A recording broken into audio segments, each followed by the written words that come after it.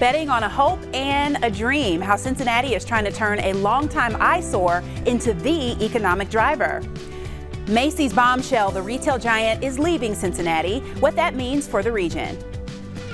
And Pete Rose says the time is right for him to be reinstated. First Financial Biz Beat starts right now.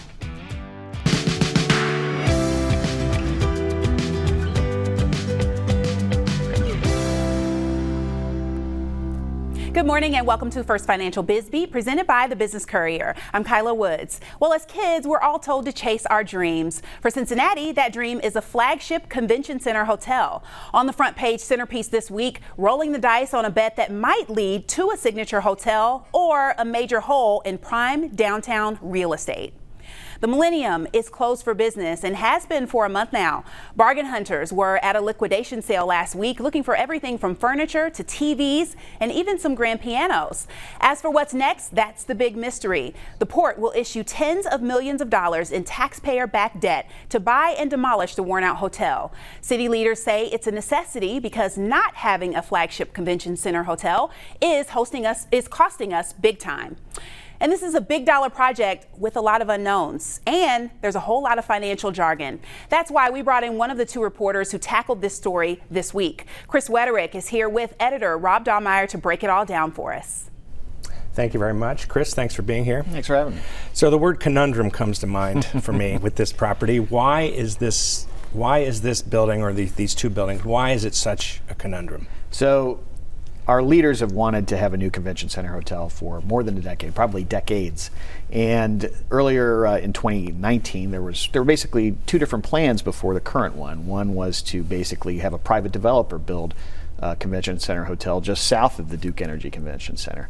Then a developer named Rob Smijunas, swooped in and acquired the rights to buy the Millennium Hotel, and he assigned those rights to the county, to the Port Authority. Right. And so that's kind of the latest plan, or that was the plan last summer, basically, and that he would basically facilitate a transaction which, would put a new convention center hotel on the Millennium site itself.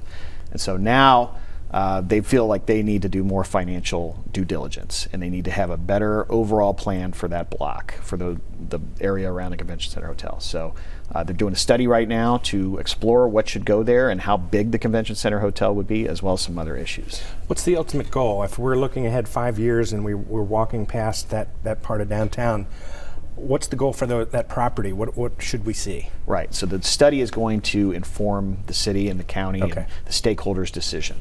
So they're going to try to decide, okay, do we need a 600-room hotel, an 800-room, a 1,000-room? And do we also need to do something with the convention center itself? It's aging as well. It was last expanded in the early 2000s.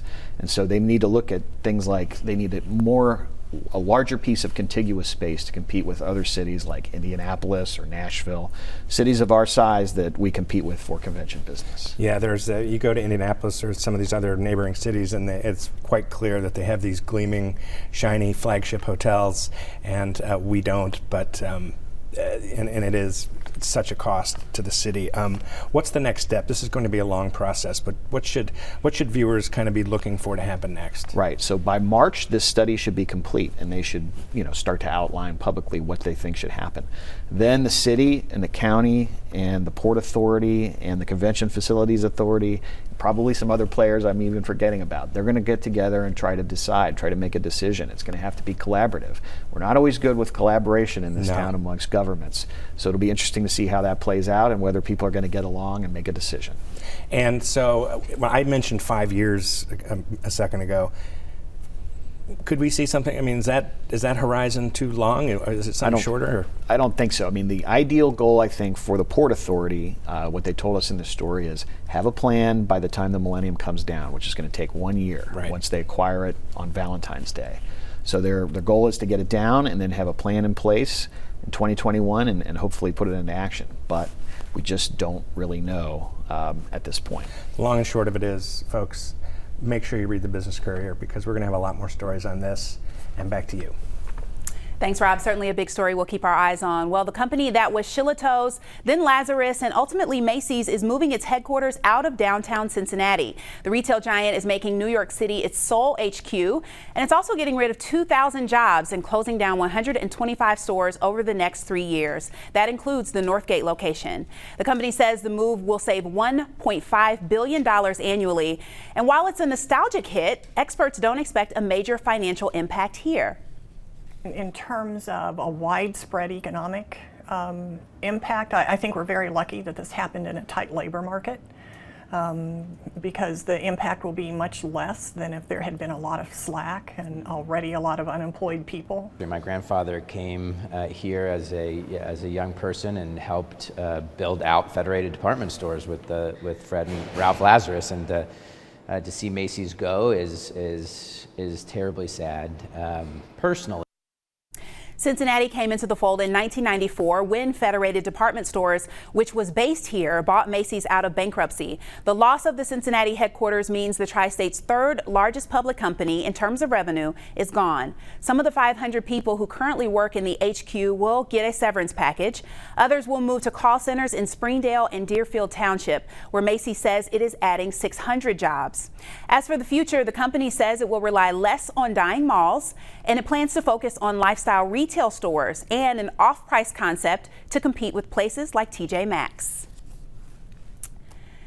And Jack Casino is in the middle of its transformation into a Hard Rock casino. When it's done, there will be a live concert venue, and the old Margaritaville will now be a Hard Rock cafe. A hotel could also be in the cards. Hard Rock's new president has an extensive background in the food industry. He says there's a lot of similarities between the two. It's one of the only businesses that you have to choose your product, create your product, market your product, and you have the ability to also serve your product and provide hospitality. So it intertwines with everything that we do as a casino. Goldoff is also keeping his eye on an Ohio bill that could legalize sports betting. If it passes, you'll likely see a digital sports book in the Hard Rock Cafe. Well, there's a new tax abatement deal in place between the city and Cincinnati Public Schools. The new agreement compensates CPS at a higher rate, but eliminates a yearly lump sum payment. It also preserves contributions to a program that funds affordable housing and neighborhood development. The agreement with the school district allows us to continue to attract these investments with more of the abatement going to the school district.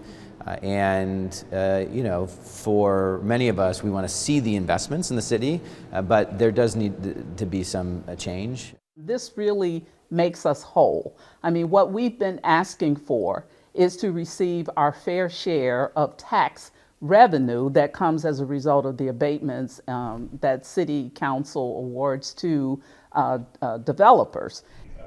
The new deal lasts 5 years instead of 20. 3, 2, 1. And this will eventually be the new home of the Cincinnati Ballet. The Margaret and Michael Valentine Dance Center is being built in Walnut Hills. The state-of-the-art facility includes 9 studios and a training and physical therapy area. It will also be home to the Otto M. Buddig Academy. From what I can tell, it's going to be about double in size. The studios have beautiful views of downtown, enormous space, great space for our academy to grow and for more outreach programs. I think it's just going to be huge for this organization on the whole. The academy currently has 600 students. Numbers are expected to triple in the next 3 to 5 years. The new dance center is scheduled to open in 18 months. Sticking in Walnut Hills, the first craft brewery will be located right up the street from the ballet. It isn't open yet, but you can sample what its beer will taste like. Esoteric Brewing will be in the historic Paramount building. It's expected to open in May, a year later than the original plan, but you can get its beer at Mad Tree. Brian's Journey is an imperial stout, and it's named after founder Brian Jackson, who is a brewer at Mad Tree. Well, Pete Rose says it's time to be reinstated. The hit king has tried this many times before. His rationale this time, stealing signs is worse than gambling. There's been the recent steroid scandal, and even more recently, the sign stealing scandal. And perhaps for good reasons, none of the players involved in those scandals have been significantly punished. But it does suggest that, looking back on it now, a lifetime ban for what Pete Rose did just seems to be a bit unfair to us. Rose was banned from baseball in 1989. He wants MLB Commissioner Rob Manfred to reinstate him so he can be eligible for the Hall of Fame. Up next, a sneak peek at new luxury condos in Northern Kentucky, and we'll tell you the lineups for 2 huge music festivals this summer. Don't go anywhere. First Financial Biz Beat continues after the break.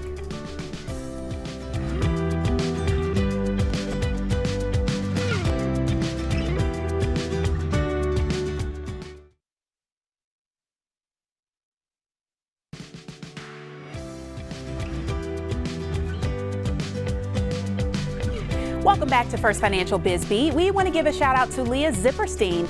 The Executive Director of Cincinnati Squash Academy is another one of our 40 Under 40 honorees. Work is underway on a $20 million condo development in Fort Thomas. One Highland will be at the corner of Fort Thomas and Highland Avenues. Here's what it'll look like when it's finished. 18 condos designed for empty nesters and single professionals, and 12,000 square feet of street-level commercial space. And it won't be cheap. The condos will go anywhere from $700,000 to $1.2 million. The goal is to be ready for move-in next fall. Well, in the scoop today, we're talking Cincinnati's investment in minority businesses. Joining us are Darren Reedus, VP and Executive Director of the Minority Business Accelerator, and Rodell McCullough, First Financial's Director of Community Development. They're with Business Courier editor Rob Dahmeyer. Thank you very much. Thanks, guys, for being here. Thanks for having us. Tell us about the accelerator. What is it? Sure. The Minority Business Accelerator is a regional initiative to create larger scale minority-owned businesses. We work very closely with our partners such as First Financial to help them further diversify their supply chains and as a result grow significantly scaled up minority-owned firms. So Rodell, late last year First Financial pledged $1 million towards this. It's a big number. Why did you guys decide to do this? It is a big number, but it's definitely a commitment that we feel good about. Part of First Financial's strategic intent is to be woven into the communities that we do business in, that we serve. And the work that the Minority Business Accelerator is doing is exciting to us because they're enabling minority business development within the greater Cincinnati region. And I think we all know that whenever you have diverse talents, diverse points of views, that we're all stronger as a result. So you mentioned trying to weave yourselves into the community. What are some other things that the bank is doing? Well, in 2017, we entered into a community benefits agreement with the National Community Reinvestment Coalition. It was a, like I said, 1.75 5-year commitment, pretty big number there as well. And the whole point of that is to really make sure that we are serving the low to moderate income communities, that we are supporting diverse business development as well. So this really ties into that extremely well, and we really feel good about the partnership. Darren, what does this mean? What does this $1 million mean? What are you going to use it for? How's this going to impact the accelerator? Yeah, in so many ways. I mean, it's adding obviously fuel to the work that we're doing in a very big way. We have some very ambitious goals that we are well underway with, and this is really going to help us that much further. We're really trying to grow by an incremental $1 billion of aggregate revenue growth of our minority entrepreneurs over the next few years, create an additional 3,000 plus jobs. And so partners like First Financial really enable us to create sustainability for our work as well. So we couldn't do this work, frankly, without partners like First Financial. How has this city, in your experiences here, how has this city embraced minority business development overall? Is this a tough place to do business for minorities? Is it getting better? Is it good compared to other cities? Just give the viewers just an idea of what we're talking about here. Sure. Well, many may be surprised that our region actually ranks amongst the best in the nation for this work. We are recognized as a national best practice by various organizations. We are really among the very top organizations with national philanthropy. It's a growing sort of supporter for our work. And so a report came out last year that ranked Cincinnati in the top 10 amongst large metropolitan areas doing this work across the country. And if you specifically saw for the more economically challenged populations, the African American and Hispanic community in particular, we're 1 or 2 in the nation in pretty much every category in this space.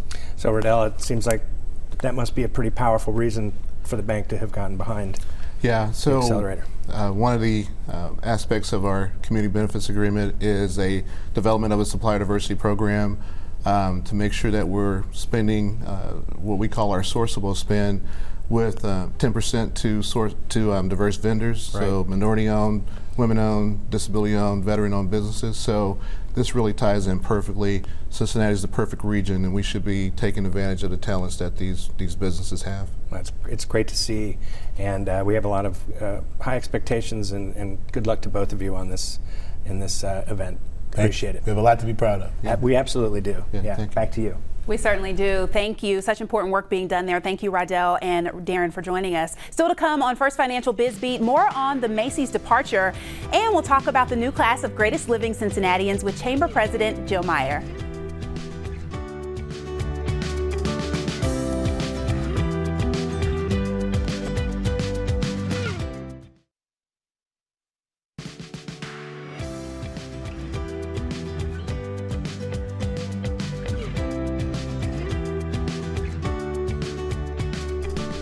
Big changes could be on the horizon for the Children's Theater as it enters its second century of introducing youngsters to live theater.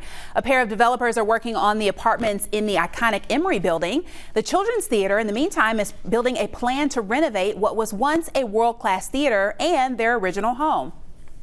The Emory Theater would allow the Children's Theater of Cincinnati to continue to perform our main stage productions in downtown Cincinnati, but with expanded runs, maybe additional productions, and we'd have the opportunity to produce more new works and original works that would allow us to offer more to the general public, but also for different age groups. If a renovation is feasible, the Emory would replace the Taft Theater, which is for sale, as the main stage. 21 Pilots, Marshmello, and the Avett Brothers are headlining this year's Bunbury Festival. Kane Brown, the Struts, and Melanie Martinez will also be performing. This is the 9th year for the Music Fest at Sawyer Point and Yateman's Cove. It goes from June 5th to the 7th this year, and you can get the full lineup at local12.com. Just a month later, Janet Jackson will be rocking Paul Brown Stadium. She's the headliner of this year's Cincinnati Music Festival. Charlie Wilson, Snoop Dogg, and the OJs are among the other artists joining her for the 3-day event. It's one of the largest urban music festivals in the country. Get this, a UC study found that the event also contributes to the city's largest tourism weekend of the year. Cincinnati is famous for its famous people. Well, later this month, the Queen City's best will receive one of the city's highest honors. Here to talk about the next class of the Greatest Living Cincinnatians is Chamber President Jill Meyer, and she's on set with Business Courier Market Engagement Manager Kelly Snyder. Thanks, Kyla. Jill, thanks so much for being here. Thank you for having me. So I know we're here to talk about Great Living Cincinnatians, but as we've heard all week, Macy's is on everyone's mind. Yes, Can you give us your thoughts on the impact the announcement will have for Cincinnati? Absolutely. We live in a changing world, and nothing is more evidence of that than Macy's making the changes it's making. I would say two things, though, Kelly. Macy's is still committed to Cincinnati. Those people aren't going away. They're going to a different location, and we know that more jobs will follow. So we're happy that Macy's continues a commitment to Cincinnati, and really the fact that its headquarters will now officially be in New York City. The Cincinnati shared headquarters was mostly symbolic over the last handful of years, which we appreciated and will take. But they're in that changing economy that the rest of really the world is driving, but business as it was 5 and 10 years ago is not business 5 and 10 years from now. And so Macy's is doing responsibly what they need to do to get their business into the future. And what's really exciting for Cincinnati, which is the second point I would say, is the changing economy. Cincinnati is right in the middle of it right now. We still have Procter & Gamble and Kroger. Again, not the companies they were 5 years ago, but making tremendous changes into their future. We have Amazon building the future of their company and distribution right here in the Queen City. And the startup scene we have, there's so much going on that's building tomorrow's economy that while we are sad to lose Macy's, we love Macy's and we'll cherish that partnership, we're looking at what is the business of tomorrow, and I got to tell you, we are so well positioned to grab hold of that it's positive energy on that front. Great. Well, that's a good perspective, and I'm glad to hear it's not as scary as it all sounded earlier this week. No, it's not. So, like I said, we're here to talk about Great Living Cincinnatians, and one of my favorite events, your annual dinner, is coming up February 27th. So tell us a little bit more about the event and about the Great Living Cincinnatians this year. I would be happy to, because like you, it has been my favorite event for as long as I've been in the business world. We take that night, it's usually the last Thursday of February, to celebrate 4 icons who have really dedicated not just their business and professional life, but their whole self to making Cincinnati and all that we are across the region its best self. And so the 4 who we get to honor this year are names that are familiar to a lot of people. Dr. Uma Kadagul at Children's Hospital is just a phenomenal pediatrician and researcher and is doing some incredible work in the community. Another doctor, Dr. Odell Owens, of course now the CEO of Interact, but has been in so many important roles for our community. Attorney Harry Santon, who not only built a phenomenal legal practice, but really has been instrumental in our arts build out and a number of other community pieces. And last and certainly not least, Don Nair, who was the CEO of Al Nair and just part of that incredible Nair contribution to who we are in this community physically as well as beyond that. Great. So I know we have about a half a minute left. Real quick, tell us a little bit about what the Chamber's doing this year for Black History Month and how people can learn more. Yeah, so second year we are celebrating the We Are Making Black History, celebrating 7 living, breathing professionals in our community who are really changing the future and making history as African American professionals right now in our community. They will be celebrated that night as well. Great, great. Jill, thanks again so much for being here. Back to you, Kyla. Thank you, ladies. Such an incredible event. I look forward to the annual dinner as well. Well, thanks for joining us this morning for First Financial Biz Beat. We'll be back on Local 12 next week at our regular time of noon. For business news around the clock, visit thebusinesscourier.com. Follow us on Twitter and Facebook, and be sure to sign up for our daily emails. I'm Kyla Woods. I hope you have a great weekend.